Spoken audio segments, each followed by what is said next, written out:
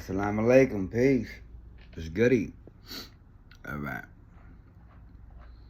So basically, this piece that I'm writing, that I wrote, poetry, some little lecture. Alright. It's based on Islam within the Black American and Latino community in particular. And also about polygamy, the difference between polygamy and the difference between someone who's an adulterer and a cheater and a player. Alright? Alright. So, what is written for us? Desire, duty, and our history, right?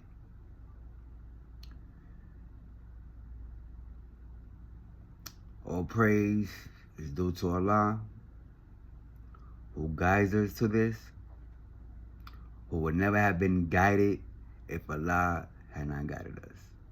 Now, I bear witness that there is no deity worthy of worship except Allah alone, without any partner, and I bear witness that Muhammad is his servant and his final prophet.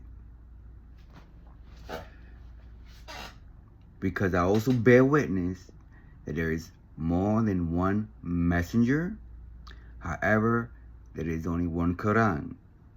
So yes, when it comes to Islam in the West, it will be Nation of Islam. It will be World Community of All Islam in the West.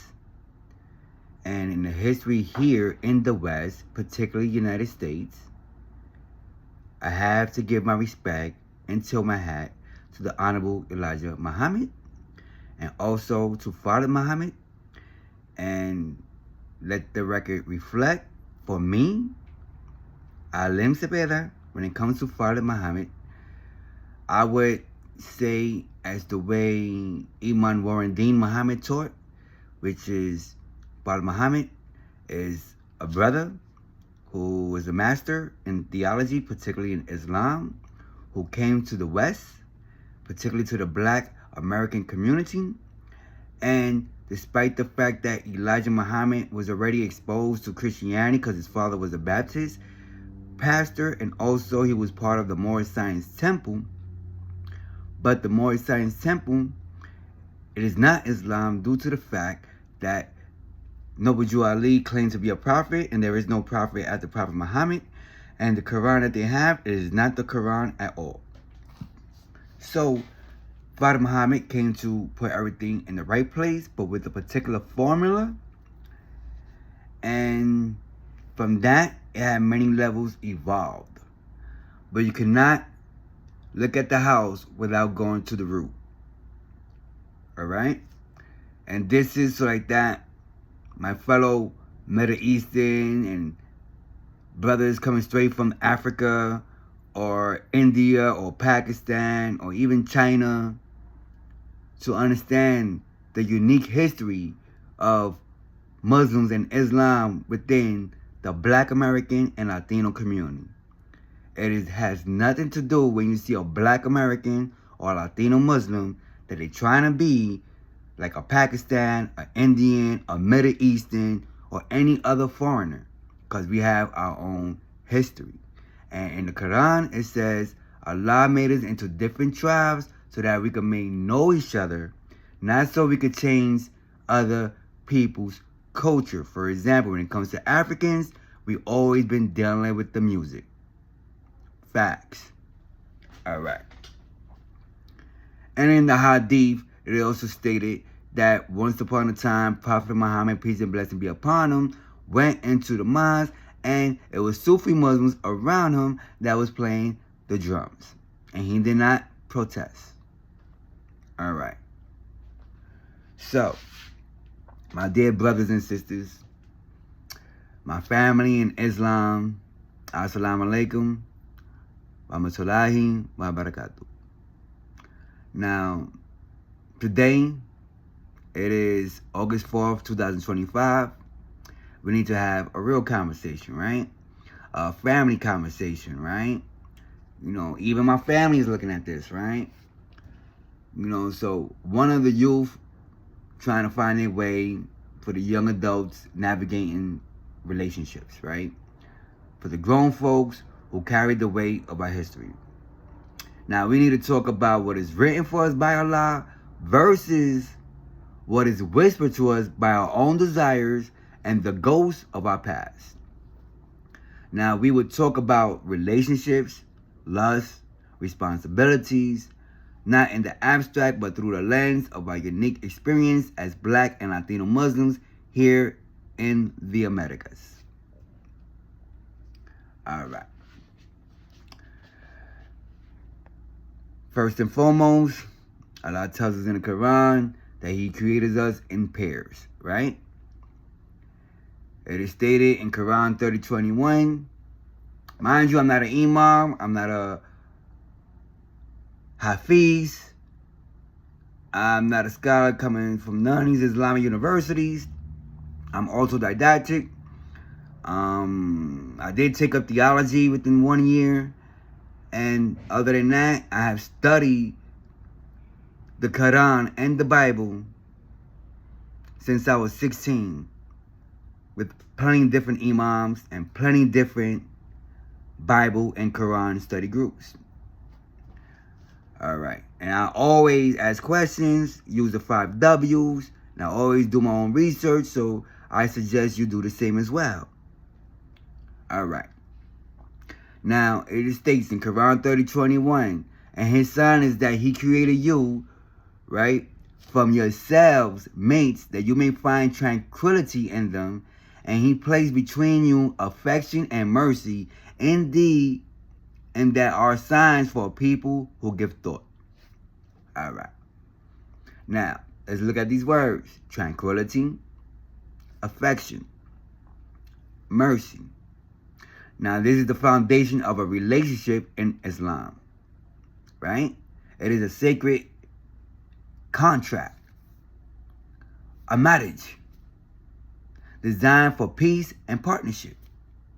It is the opposite of relationship built only on unregulated lust and fleeting desire, which only leads to heartbreak and chaos. Islam does not deny our desires, but it gives us a halal, responsible, and dignified path to fulfill them. Now, me, I'm not perfect. As most people from the Americas, anyone that grew up in the inner city, if you did not grow up in a Muslim household, because unfortunately when it comes to the Christian household, premarital sex is running rampant. That's just how it is. And that is called zina, which is found upon Allah. Now, if you came up in a Muslim household, particularly in a Black American Muslim household or a Latino Muslim household, that they was under the Nation of Islam or World Community of Islam in the West, you wasn't seeing none of that. And that's facts to this day. Statistics speaks for itself, and you can go to any Nation of Islam mosque, you can go to the archives, you can go to the lectures, you can speak to the elders, the women, all that, even to the children. You will not hear the same horror stories, unfortunately, and I feel sorry for the Muslim sisters, the Muslim kids, the children that come from the foreigners such as Middle Eastern and Indian and Pakistan and Africa, whereas they have horror stories where their freaking uncles and their cousins is molesting their kids, and, you know, they marrying and having sex with their cousins, all type of cultural stuff that really has nothing to do with Islam. And unfortunately, here in America, a lot of people tend to blend the two. I'm here to separate that. All right? Now, peep this. Within the vastness of Islamic jurisprudence, which means Islamic law, different paths have been understood to channel these needs. First, there is polygamy, right?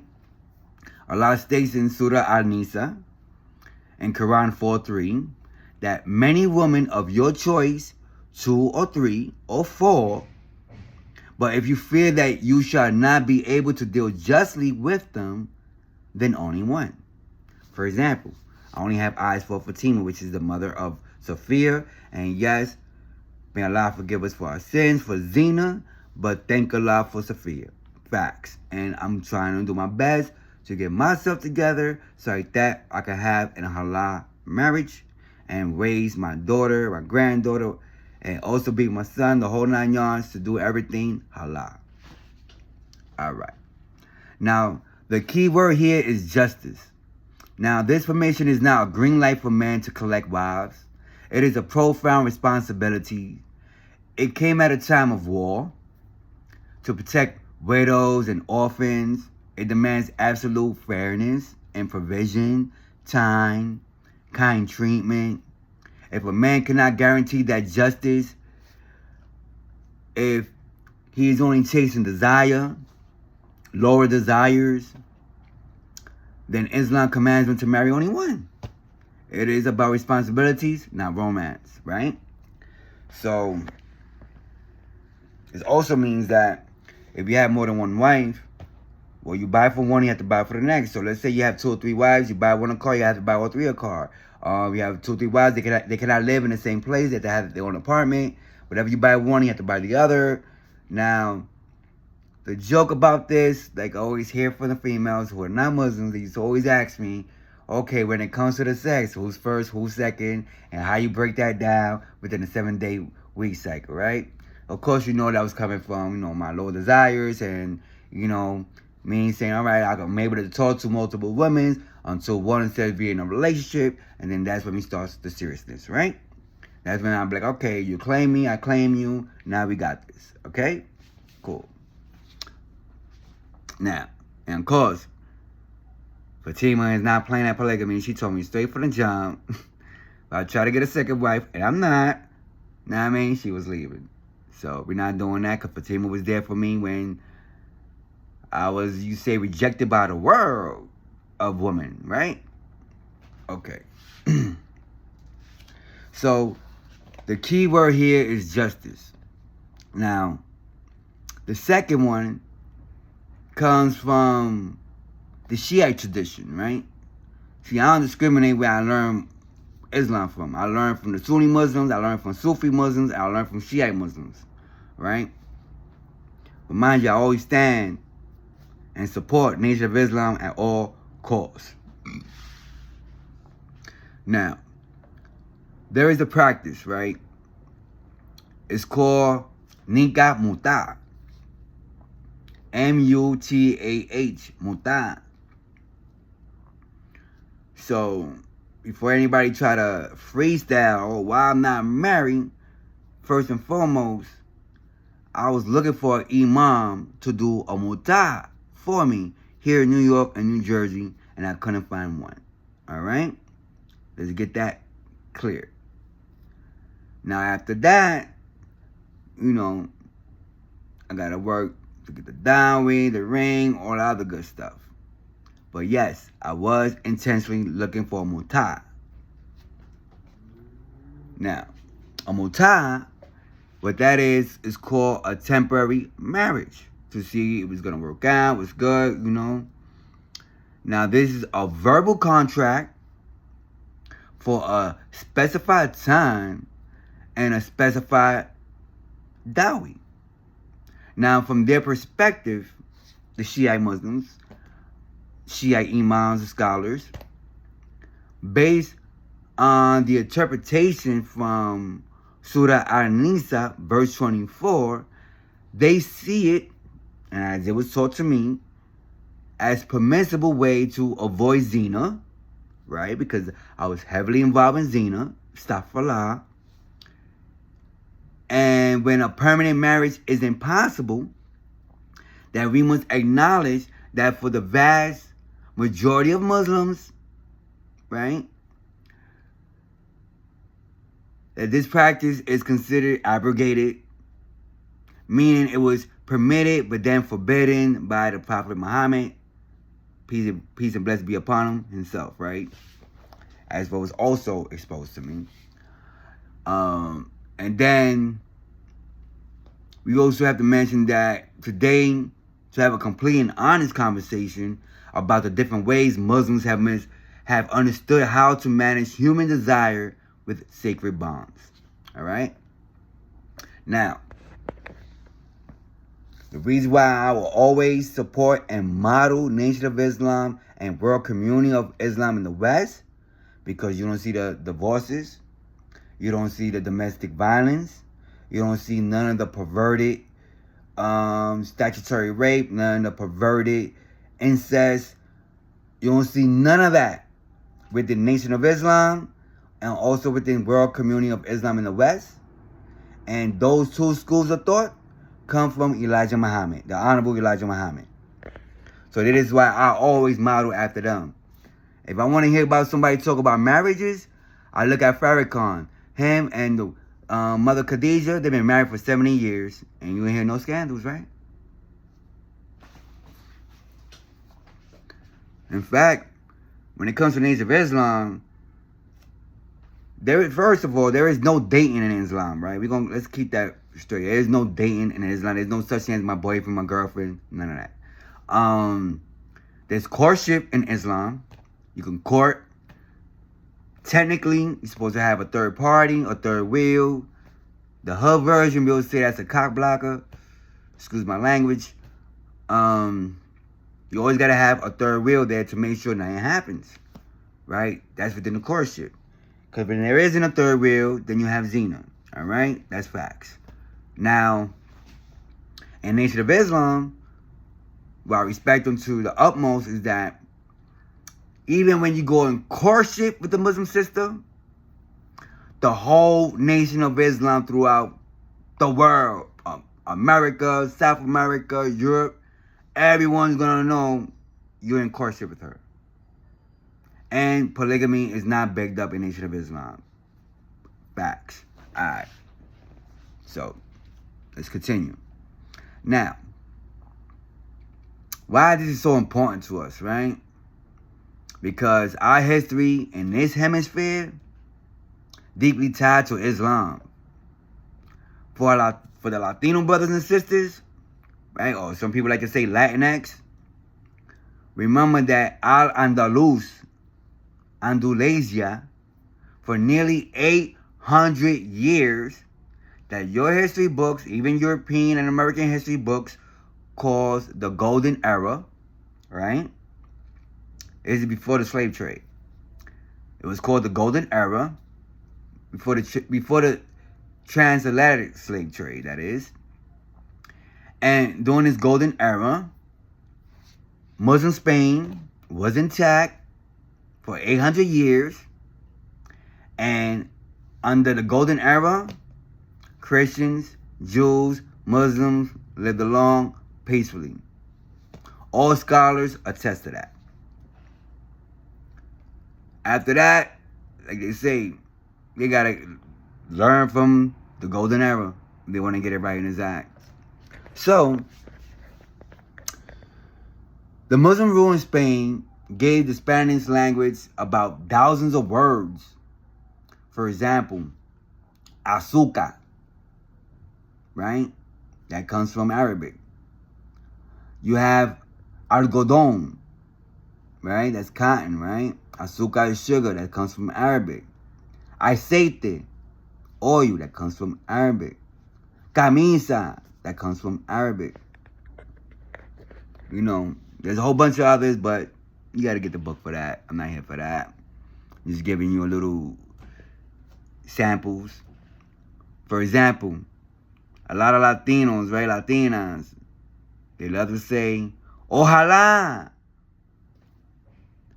You are saying the Arabic, inshallah, basically. Ojalá is basically saying, like, the wise words from all the elderly Christian women and Christian practicing women in my family used to always say, si Dios quiere. Si Dios quiere, ojalá, inshallah means God willing, right? Okay. That's our heritage. That's the Boricua heritage. That's the Latino heritage, right? Now, but this heritage was attacked. The symbol of that attack was Santiago Matamoros. You know who Santiago Matamoros? Santiago Matamoros is a Saint James. Saint James the Moor Slayer. Yeah. So you know where the word Moreno comes from Moors, right? Comes from the Golden Era. Now, a figure used to justify the ethnic cleansing of our Muslim ancestors from Spain and then utilized to colonize the Americas. Now, for our black, or should I say for our Bilalian, for our Nubian brothers and sisters, Islam is definitely not a foreign religion, right?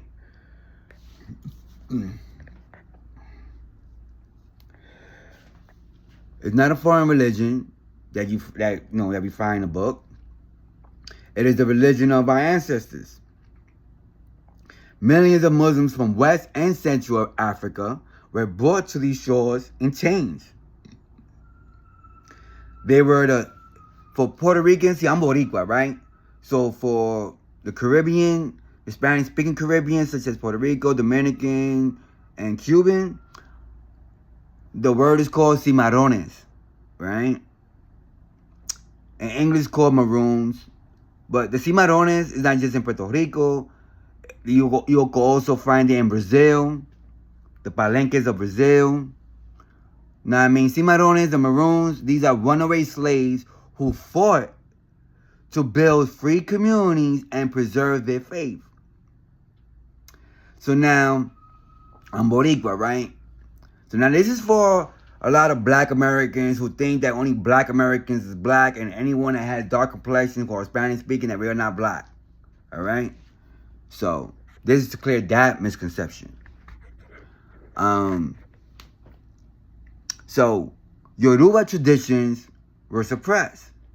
You know, they created Santeria, which means ways of the saints, to keep their spiritual connection alive, right? You know, when they could, they practiced Sufi Islam in the homeland, right? Now, our very existence here is a story of faith, struggle, and resilience. But it is also a story of immense trauma, right? So, I say this and I ask a lot of forgiveness for me and for you to seek Allah's forgiveness indeed. He is the all-forgiving, all-merciful. All right? So, mi gente, my family, we cannot talk about relationships today without confronting the wounds left by slavery and colonization. The first and deepest wound was the destruction of the family. See, slavery created broken families here in Americas. Our ancestors were denied the right to marry. Husbands were sold away from wives and children. They were ripped from their mother's arms. There was no sanctity, no security, no tranquility. The same thing happens today when it comes to prison, right? You go to prison, family court want to take a child, put your child up for auction, adoption, same shit goes on. Now, excuse my language. So, from this chaos, a culture of survival was born. But it left scars, right? The idea of promiscuity wasn't born from our values. It was forced upon our ancestors. The term stud today is used to describe a man who is successful with women, right? Yo, that's a stud right there. Or it has a dark origin, right? It's also a term that was used by enslavers for enslaved black men, Nubian men, Beladians, and they was forced into breeding. They was forced to have sex with multiple different women that wasn't their wives. Forced, like animals, like have sex with them so like that we can have babies for property, right? For more money. Okay. So it reduced the worth of a man, right? It reduced a man's worth to his sexual prowess. Is what you see glamorized to this day. Yo, how many girls you got? Yo, how many bodies? When they say bodies, how many females you had sex with, right? All this really comes from slavery, but people don't really know that. So let me tell you. And then you can do your own research. And I suggest you go to the Nation of Islam or the World Community of Al-Islam, because they're going to give you the real facts. You know what I mean? So this is that mentality. How many women I got, how many women I had sex with, the zina, this, that, and the third. That is detached from responsibility, love, or commitment. And when it comes to me, I never dealt with more than one woman at a time. I might have dated several different women. I might have had sex with multiple different women. But when it comes to a relationship, like saying this is my girl, only one at a time.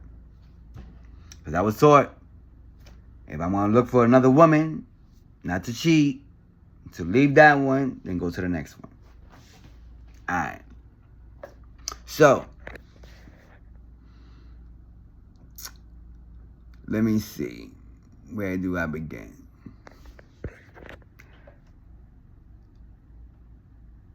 These are generational wounds, right? The hypersexualization, the lack of commitment, the broken homes, dysfunctional homes.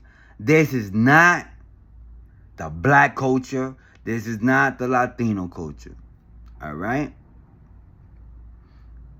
They are the echoes from our oppression. They are the echoes from the slave masters, from the colonizers.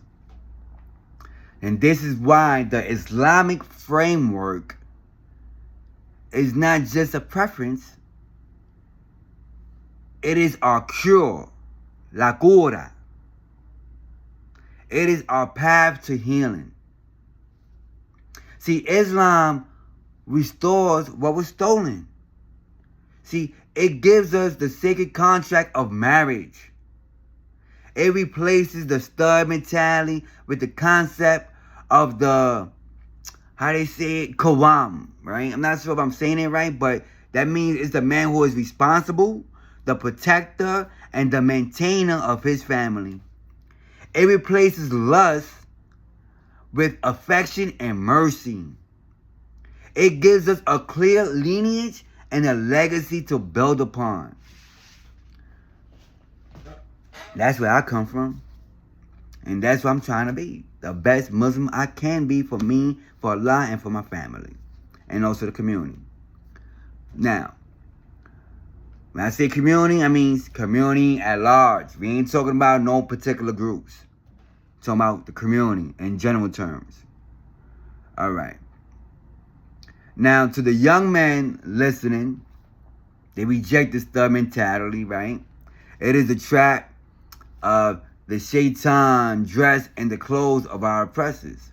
See, your masculinity is not measured by how many women you can be with, but it's by how well you can protect, how well you can provide, and honor them.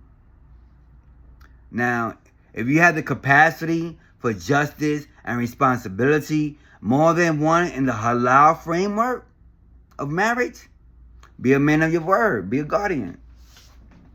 I know I can't do that. One is good for me. No, I ain't that. Like, I mean, think about it. Come on, bro. Like, all right, you might think from one element, all right, cool, on the lustful aspect, right? But other than that, what about when they in a bad mood? What about when they have the attitudes? Like, you want to deal with more? One person with the attitude? Like, hell nah. You know what I mean? One is good enough, trust me. One person have like 10 different personalities, you know what I mean? Like, come on.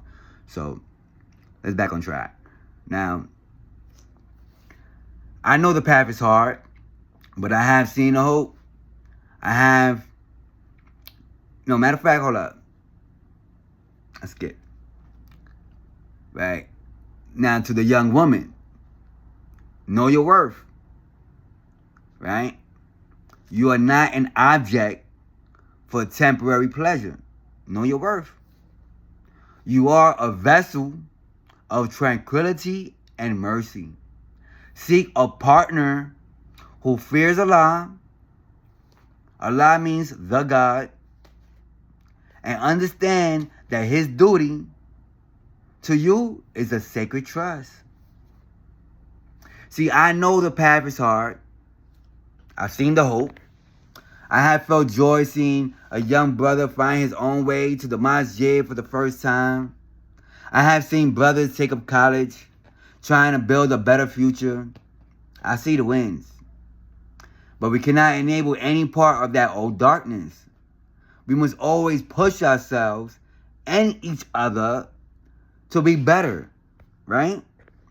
Not to be stuck in jahiliyyah. Jahiliyyah means ignorance. So we do this not just for ourselves, but for the next generation, right? We do this for our daughters, right? My granddaughter like Sage and Sophia, so they can grow up as strong, proud, respected Muslim women. We do this to honor the Cimarrones who died fighting for their freedom and their faith. We do this to reclaim the light of Andalasia, Andalus, the golden era. See, we do this because it is what is written for us by Allah.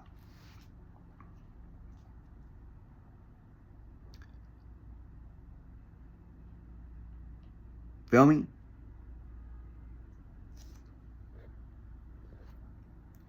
Part 1. Assalamu alaikum. This is Brother Alim, also known as Noble King Knowledge, also known as Sabio. Peace. Assalamu alaikum.